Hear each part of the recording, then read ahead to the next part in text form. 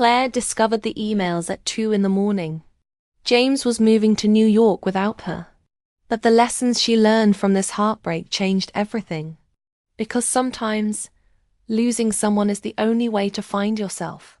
This is the story of how Claire transformed the biggest betrayal of her life into the most valuable lessons about love. How she rose from the ashes of a destroyed relationship stronger, wiser, and finally ready for true happiness. This is the story of the lessons she learned from her heartbreak. What Claire didn't know was that that night would be the beginning of a complete transformation. A journey through pain, self-knowledge, and reconstruction that would forever change how she saw love. Claire always knew the human heart was fragile. At 31, teaching art to teenagers in Seattle, she had witnessed silent tears in school hallways, desperate hugs during breaks, and that lost look that only those who've had their hearts shattered know. But knowing others' pain is different from feeling it on your own skin. It's like studying anatomy in books and then facing emergency surgery. Theory never prepares you for real blood. On that rainy Tuesday in October, when the laptop light illuminated her face in the kitchen at 2 in the morning, Claire discovered there was an abyssal difference between observing others' suffering and diving into your own. Pain has different textures when it's yours. It has specific weight. It has temperature. And that night, while rain beat against her apartment window, she learned that even those who counsel others about love can be completely lost when it comes to their own heart. But what exactly did Claire see on that screen that changed everything? The emails were there, organized in a folder called NYC Move, that Claire had never seen before. James had forgotten the laptop on after another late night working. She just wanted to check the lasagna recipe they had saved the week before. Instead, she found months of meticulous planning, apartments visited, job offers accepted, even a list of furniture he would take, and what he would leave behind. She was on the second list. Claire read each email twice, then 3 times, as if the words would reorganize themselves and form a different truth. Her hands trembled as she scrolled through messages exchanged with the moving company. Individual move, the quote said. One person, no family. The pain didn't come like a wave. It came like an internal collapse, each organ falling in the wrong place. She sat on the kitchen floor, still holding the laptop, and realized she had spent 4 years living a lie so well constructed that even she had believed it. How can someone plan an entire life without including the person they love? Claire remained sitting on the kitchen floor until sunrise, watching shadows change on the wall while Seattle awakened outside. It wasn't the first time her life had crumbled, but it was the first time she paid attention to the sound a heart makes when it breaks. A deafening silence that occupies all internal space. Gradually, between tears and disbelief, something began to form in her mind. A small but insistent question. How had she not seen it? And then another. Why did this always happen to her? Claire stood up, closed the laptop, and looked around the apartment they shared. Each object told a story that now seemed different. The mug he used every morning, the pile of books about sustainable architecture, their photo from last Christmas. Everything gained new meaning when seen through the lens of truth. She didn't know yet, but that moment on the kitchen floor would be the first step of a journey that would change not only how she saw love, but how she saw herself. What else would Claire discover when she began questioning everything she thought she knew about herself? The first week was a theater of normalcy. Claire would wake up, prepare coffee for 2 people out of habit, then pour the second cup down the sink. She taught classes pretending her hands didn't tremble while holding the brush, that her voice didn't fail when explaining color theory. The students noticed, teenagers always notice when an adult is broken inside. Ms. Thompson, are you okay? Asked Katie, a 16-year-old girl with purple hair and attentive eyes. Claire smiled and lied, as adults do. But at night, alone, the mask fell. Rage that made her scream into the pillow. Denial that led her to check her phone 1,000 times hoping for an explanation. Sadness that came like a tide, drowning any attempt at rationalization. She discovered that romantic grief has its own geography. Some hours are arid deserts, others are stormy oceans. And in the middle of this emotional storm, Claire realized something disturbing. She wasn't just mourning the loss of James. She was mourning the loss of a version of herself that would never exist again. But is there a way to navigate this emotional chaos without drowning completely? The body registers pain before the mind accepts reality. Claire discovered this when she began waking up with chest pains no doctor could explain, when food lost its taste and sleep fragmented into restless pieces. She who had always had a voracious appetite now pushed food around her plate, observing rice grains as if they were indecipherable hieroglyphs. Sarah, her best friend, appeared the following Thursday with a shopping bag and a determined look. "You're going to shower, you're going to eat this soup, and you're going to tell me everything," she said, occupying the kitchen with the authority of someone who's known someone for 15 years. It was the first time Claire truly cried, not the silent tears of recent days, but crying that came from a deep and frightening place. Sarah just held her hand and waited. "Your body is processing trauma," she explained, while Claire ate slow spoonfuls of tomato soup. "You need to take care of it like you'd care for a hurt child." That night, Claire realized the pain wasn't just emotional. It was physical, mental, spiritual. It was a complete reorganization of what it means to exist. How is it possible to care for a heart that seems to have forgotten how to beat normally? Sarah brought a red notebook the following Friday. "Write," she said simply. "It doesn't have to make sense. Just get it out." Claire looked at the blank pages as if they were an abyss. She who always expressed herself through art now found herself facing words, unknown and intimidating territory. The first line was, "I don't know who I am without him." The second, "Maybe I never knew." The notebook became her confidant in the days that followed. She wrote at breakfast, between classes, before sleeping. She discovered that pain had layers: anger at being excluded, sadness for the loss, but also something deeper: relief. A disturbing relief she couldn't understand. On Sundays, she began walking along the shore of Lake Washington, observing how the water reflected Seattle's gray sky. Nature didn't judge her slow pace or her pauses to cry. Mrs. Chun, her 80-year-old neighbor, was usually watering plants when Claire returned from these walks. "Broken hearts grow bigger," she said one Sunday, without explanation. But what did Mrs. Chun mean by hearts that grow bigger? Mrs. Chun was planting tulips when Claire returned from a particularly difficult walk a few weeks later. "Come," said the neighbor, indicating the ground beside her. "Help an old woman." Claire knelt in the damp earth, feeling the texture between her fingers for the first time in weeks. "Why tulips?" she asked.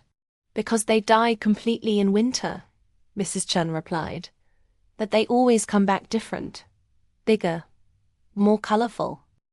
They planted in silence for a few minutes before the woman continued. "You're wondering what you did wrong, aren't you?" Claire stopped, bulb in hand. "Always." "Wrong question," Mrs. Chun said gently. "The right question is, what did you learn about yourself?" That night, Claire opened a new page in the red notebook and wrote that question at the top. Below, she began listing not the mistakes she had made, but the patterns she had ignored. How she always accepted crumbs of attention. How she confused being needed with being loved. How she had lost her own voice trying to harmonize with his. Self-reflection, she discovered, was not a gentle process. It was emotional archaeology, excavating buried truths. What other patterns would Claire discover when she stopped blaming herself and started understanding herself?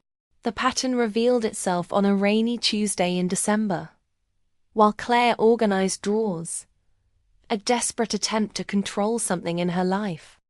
In the back of the desk drawer, she found letters. Not from James, but from David, her ex-boyfriend from 3 years before, and from Marcus, before him, and from others she had forgotten. They all said the same thing, just with different words. You deserve someone better. I'm not the man you need. You're too incredible for me. Claire sat on the floor surrounded by paper and realized the devastating truth. She always chose men who put her on a pedestal only to later feel inadequate and flee from responsibility. James was different. He didn't flee from feeling inadequate, but because he never saw her as a real priority. In the red notebook she wrote, I fell in love with their potential, or with the version they pretended to be. Therapy with Dr. Martinez began the following week.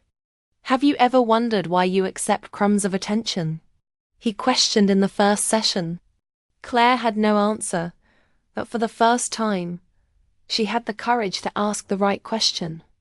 Why was she so afraid of being truly seen? What would Claire discover when she finally had the courage to look at her own wounds?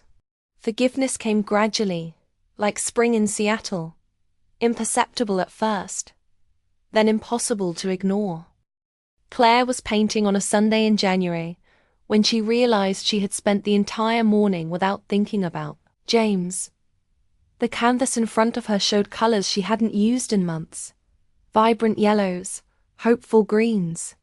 I forgive him, she whispered to the still wet paint, and the words sounded strange in her mouth. Not because they weren't true, but because they came before the anger had completely ended. Dr. Martinez explained that forgiveness isn't the absence of pain. It's the decision not to let pain define you. And you? He asked in the next session. Do you forgive yourself? The question hung in the air like smoke. Claire realized she had spent months forgiving James for lying, but couldn't forgive herself for believing, for not seeing, for repeating the same pattern. In the red notebook, she wrote a letter to the Claire from 6 months ago. You did the best you knew how with the tools you had. She cried while writing, but not from sadness. It was the crying of someone who finally stops carrying a weight that was never theirs to carry. If this story is making sense to you, if it resonated with you in any way, subscribe to the channel so we can keep telling stories like this. And before we continue, leave your like. Thank you for your support. But is forgiveness enough to truly move forward? Or is there something deeper that needs to happen? The apartment began to change in February. Claire removed the heavy curtains James preferred and let light enter freely. She rearranged furniture without consulting anyone's opinion. She hung her own paintings on the walls, works she had hidden in the garage because he found them too abstract for the living room. Each small change was a declaration. This space is mine.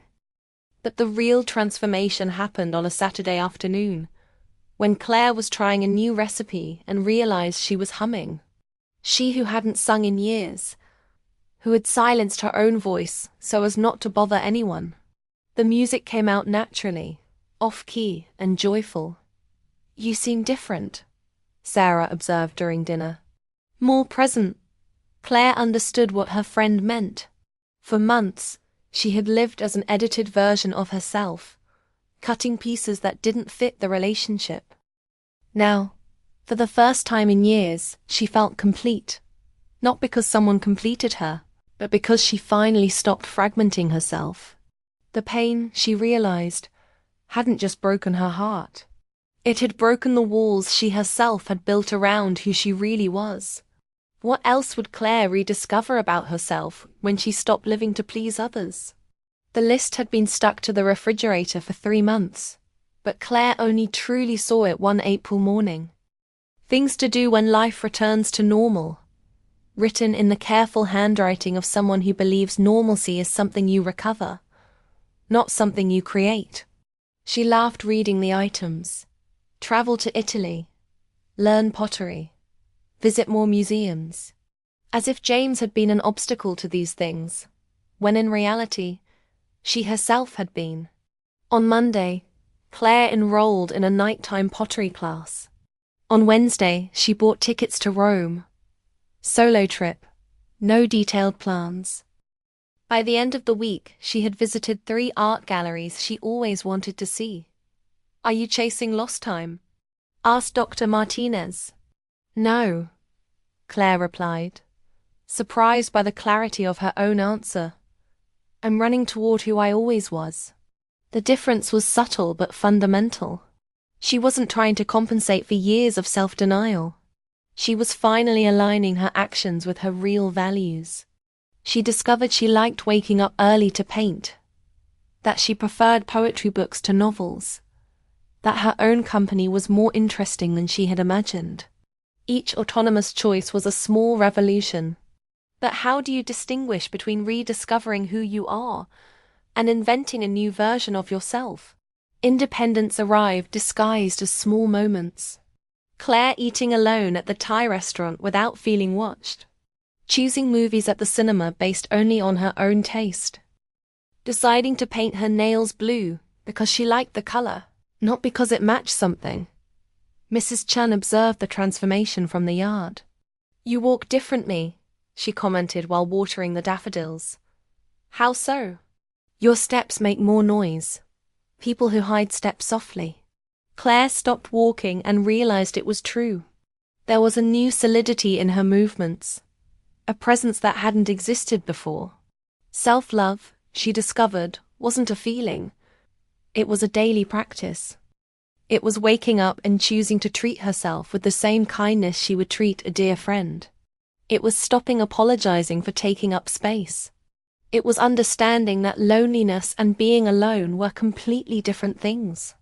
In pottery class, her hands shaped clay with a confidence that surprised even herself. "Clay needs to be broken before it becomes porcelain," the teacher explained. Claire smiled, recognizing the metaphor in her own life. The broken heart hadn't been an end. It had been a beginning. But would Claire really be ready to let someone into this new space she had built for herself? Happiness returned stealthily, in fragments so small Claire almost didn't notice. First was genuine laughter during a class in May. Tommy, a 15-year-old student, had mixed paints and accidentally created the ugliest color she had ever seen. "Ms. Thompson, I think I invented the color of depression," he said, and she laughed until tears came. Then was the satisfaction of finishing a painting without worrying if anyone else would like it. It was the joy of discovering she could spend an entire weekend without feeling the emptiness that before seemed permanent. "You're happy," Sarah observed during a Sunday lunch. It wasn't a question.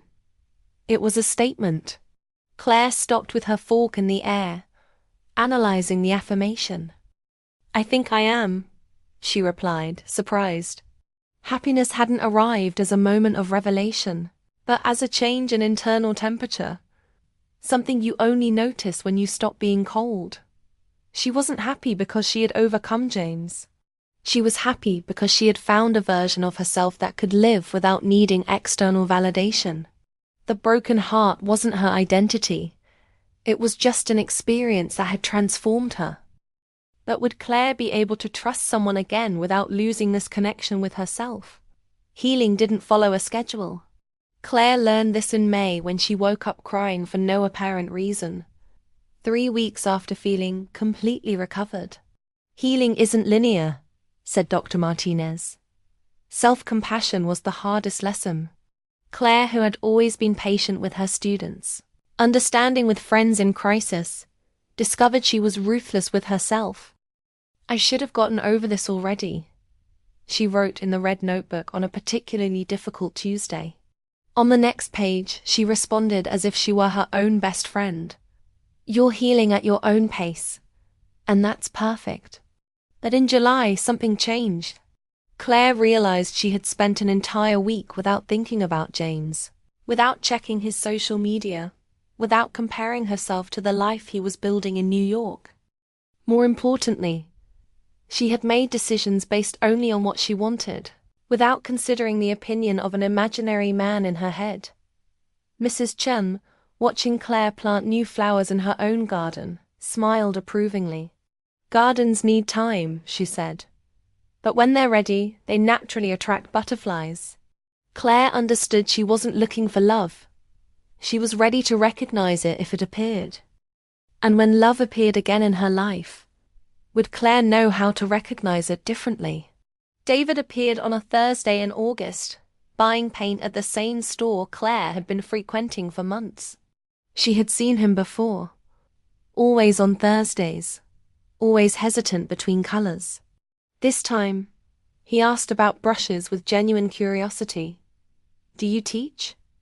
he asked.